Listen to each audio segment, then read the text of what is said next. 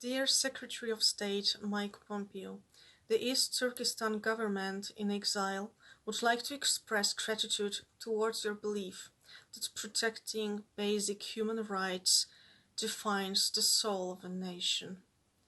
We commend your cognizance of the urgency of this issue and your call for a collaborative effort led by the United States to put an end to this repression.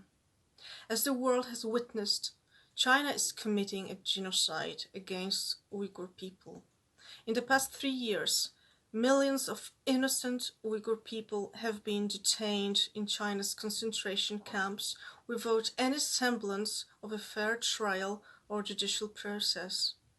Despite their claims that their horrific actions against defenseless Uyghur people are justified as a means of counter-terrorism, China has repeatedly proven herself to be the real terrorist. In what world can subjecting innocent people to live vivisection, organ harvesting, electrocution, and separation from their families be possible?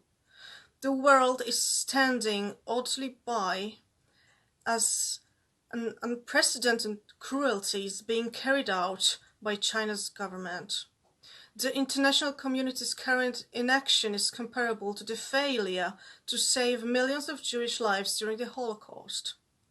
As you mentioned during your visit to Central Asia, Uyghur people deserve respect and human dignity.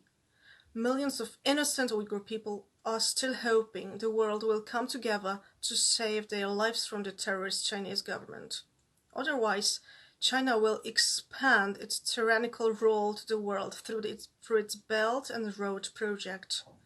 For now, the international community is still able to combat China's massive encroachments on other nations' sovereignty.